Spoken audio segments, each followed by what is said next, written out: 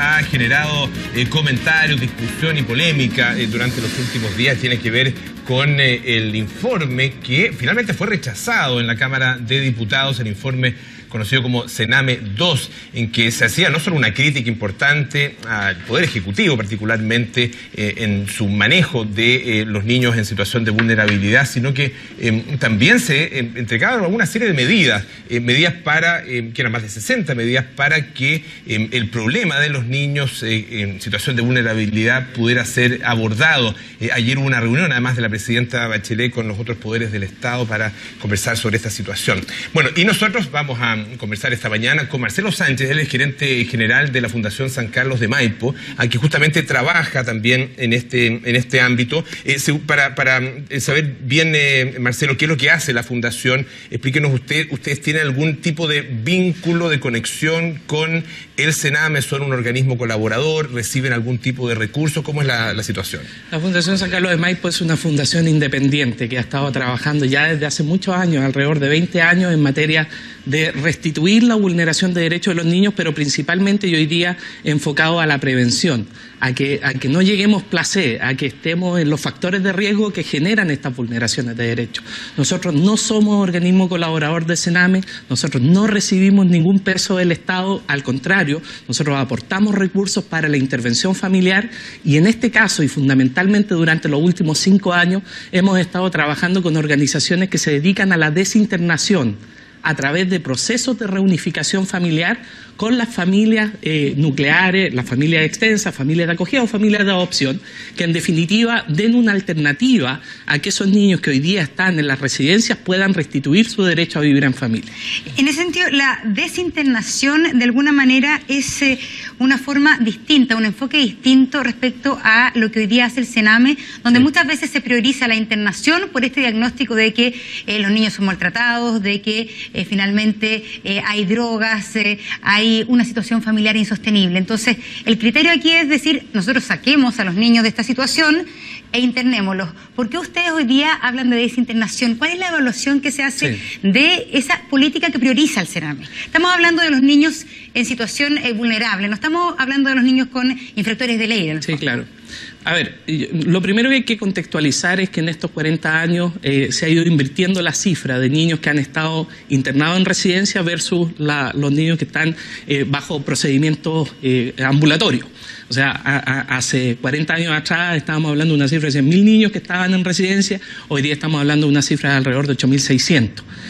Y al contrario, o sea, en procedimientos ambulatorios estamos hablando de más de 120.000, 130.000 atenciones que hay anualmente. En consecuencia, lo que ha pasado es que a través del tiempo se ha visibilizado que el tener niños en residencia puede generar una mayor vulneración por la misma institucionalización, una institucionalización que agrede, que corta los vínculos familiares, que corta los vínculos sociales, que corta el vínculo con el colegio, muchas veces elementos fundamentales para los procesos de inserción social.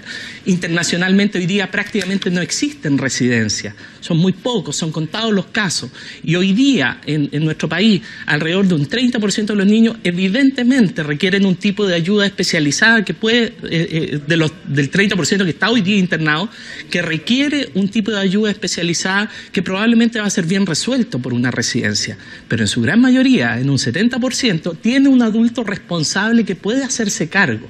Lo que sucede es que generalmente, y en particular en el Sename, no ha habido una disposición para trabajar con la familia. Nosotros desde el año 2010 hemos venido insistiendo en poder trabajar con enfoque hacia restituir las habilidades parentales, poder trabajar terapéuticamente con la familia, y hemos logrado determinar, tuvimos un programa de intervención familiar que después fue evaluado por la Universidad Diego Portales durante 2 años, con 8 proyectos especializados, donde el 70% de los casos de los niños había restituido su condición de vulneración, había mejorado su bienestar en la medida que restituía el vínculo con su familia. Y eso es fundamental, porque hoy día, de esos 8.600 niños que hoy día están, una gran parte podrían estar hoy día revinculados a su familia. Y eso, ¿qué requiere para eso? O sea, hoy día se requiere una oferta programática especializada. No basta con cerrar la residencia, no basta los egresos express.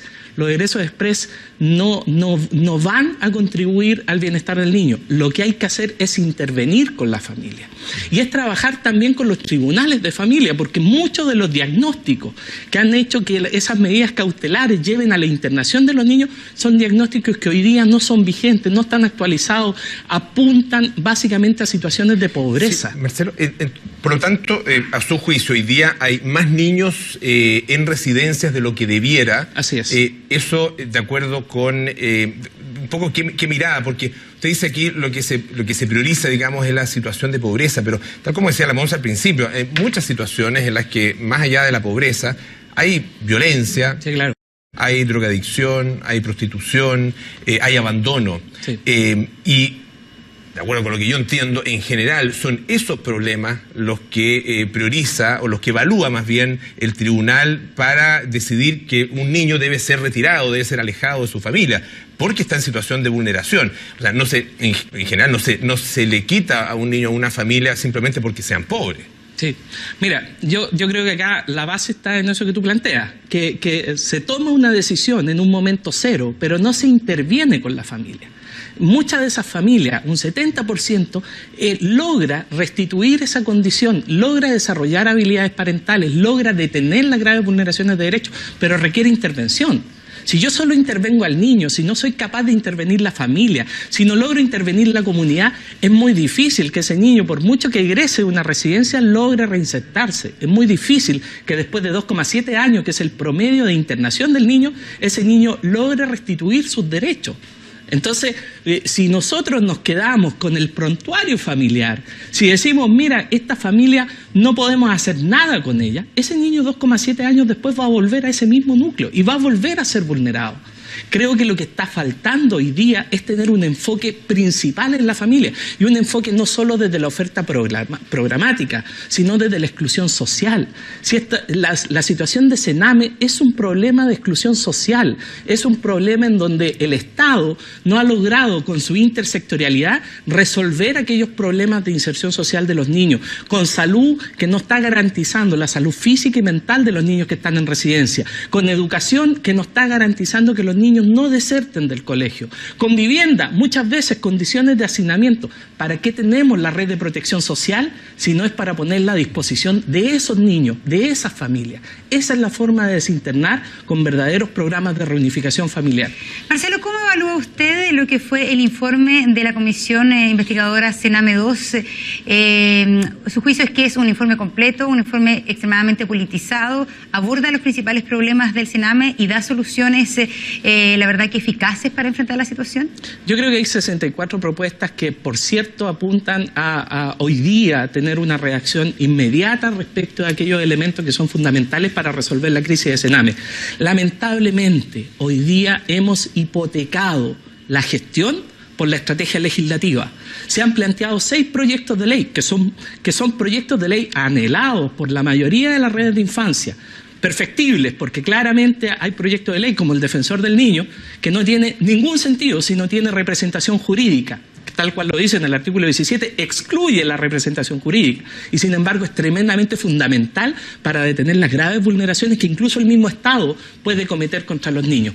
Sin embargo, y yo creo que lo que ha pasado con el rechazo de la comisión, Félix culpa, de alguna forma nos ha vuelto al centro de la discusión de poder lograr un acuerdo nacional, de poder mirar estas propuestas y de dejar de pensar que la solución tiene que estar mañana. Hoy día tenemos herramientas para hacer gestión que permita mejorar la condición de los niños que están en residencia. Marcelo, finalmente, y muy breve, ¿cuánto cuesta eso? Porque hoy día el Estado hace una inversión por niño de alrededor de 200.000 pesos, sí.